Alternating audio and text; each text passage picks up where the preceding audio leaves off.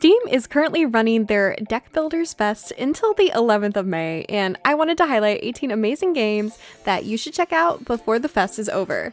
So let's just jump right in with games in no particular order. An adorable turn-based roguelike that just released on the 1st of May is our first game. Die in the Dungeon might sound morbid, but the graphics and precious-looking frog characters are anything but. In this deck builder, you trade a standard deck of cards for dice. You start your adventure by choosing from 4 skilled frog warriors and build around their own playstyles. Just like card games, you can upgrade your dice and develop a strategy. Hop in and see if your dice rolls fare better for you than your last D&D campaign. Our second game is swapping frogs for a mouse. Backpack Hero is a game that has been out for a few years now, and it has a major focus on organization skills. Instead of cards, you have to manage a backpack's worth of inventory. It's not enough to just stuff tools into slots, it'll take more than good Tetris skills to thrive here. You need to have a keen eye.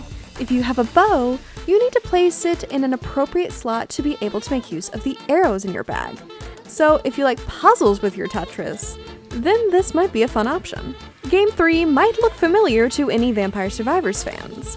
Vampire Crawlers merges dungeon crawling and deck building as you adventure around dungeons infested with enemies.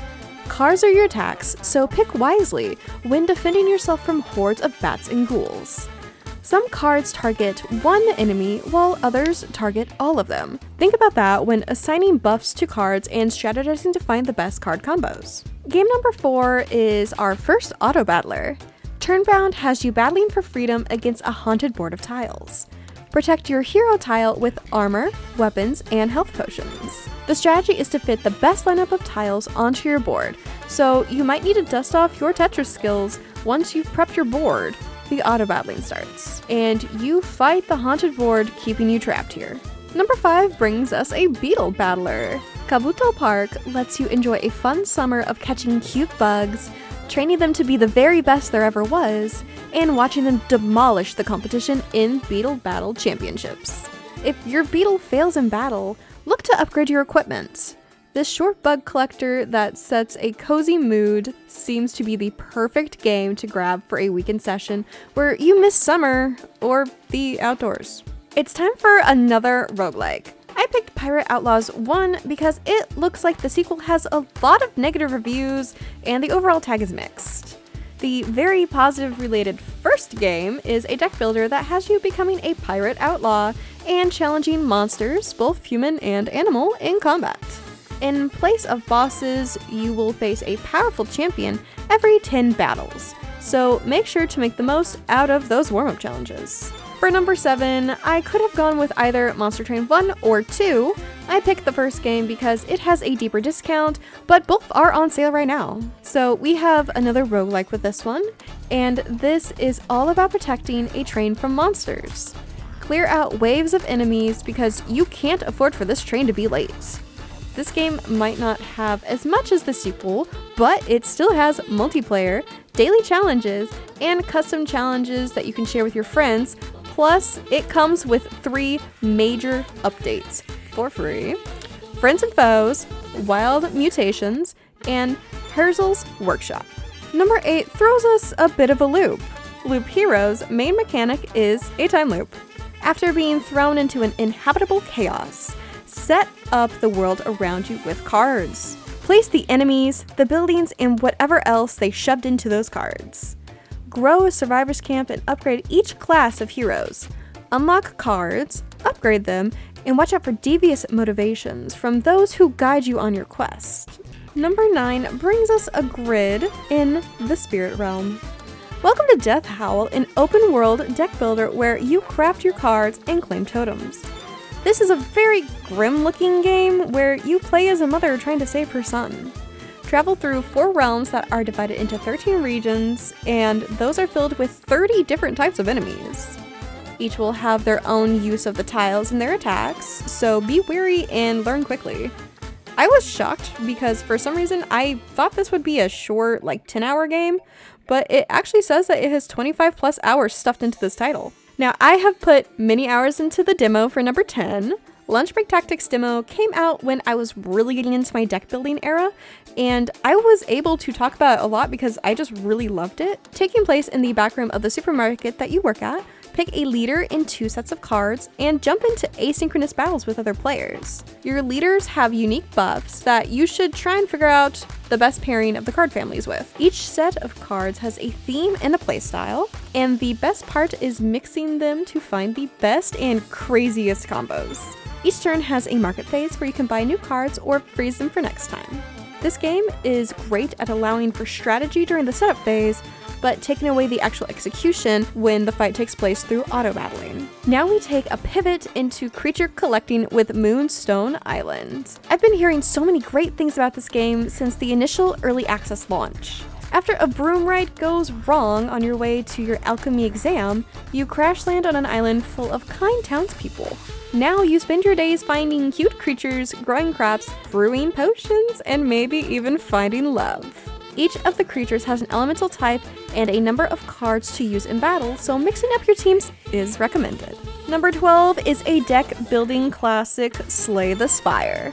Now the sequel is out, but if you have not picked up the first one, it's on a great sale right now. Just like the name suggests, you are trying to slay the Spire. And you do that by building out top-notch decks, discovering relics, and learning from your deaths.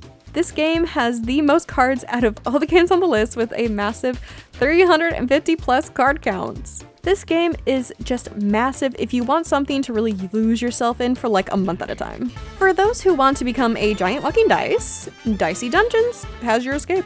Battle enemies with dice as one of 6 different classes. The enemies come in a wide range from blood-sucking vacuum cleaners to creatures pulled from Irish myths. Built around procedurally generated runs, the replayability is definitely here. Number 14 turns chess into a roguelite. Gambonza twists the centuries-old rules of chess and changes the goal of the game. Instead of pinning the king, you need to take out every single piece. Your enemy cannot have a single pawn left on the board. The game includes minigames, different size boards, and upgrades for individual tiles. The modern classic Balatro comes in at number 15. The game that started the new trend. Start a run and see how big of a combo you can create. Upgrade your playing cards, find the perfect chaotic combination of jokers, and pray that you get a challenge that works with what you're building. Number 16 grabs us and takes us into a creepy cabin in the woods, where we have to play for our lives. A card game is your ticket to freedom, but to get there, you will have to face escape room style puzzles. Don't fear if your cards start talking to you. That's not even the weirdest thing that you will face in Inscryption. Number 17 will have you relying on a claw machine to survive, so dust off those skills that you have buried since childhood. A ball pit is filled with weapons that you will need to fish out to arm yourself against waves of enemies. The enemies will line up on the other side of the room, and you will face them in turn-based battle. See if you can beat this roguelike challenge in order to help the bunny main character retrieve his stolen paw. And the last game I bring you is StarVaders. I actually did a demo or early access review on this a while back. Picking a pilot decides your playstyle. Some like to stay away and shoot missiles at a safe distance, while others prefer to stay up close and personal for melee attacks. The challenge starts right away because every single movement is based on cards. Moving the mech on the board? Card. Attacking with mech? Card. And you have a certain number of cards that you can use per round, both based on your hand size and the heat meter that goes up with each card used. If you raise the heat meter too much, you'll burn cards and that just becomes a waste of space. And there you have it, 18 games that are featured in the 18 great games that are featured in the Steam Deckbuilders Fest. Let me know some games that you love that were not on my list. And if you enjoyed this video, give me a thumbs up to let me know I did a good job. And if you scroll around the channel and like what you see, give me a subscribe so that you don't lose me in the sea of YouTube content. I hope you all have a wonderful rest of your day and hope to see you in the comments of a future video. Bye guys!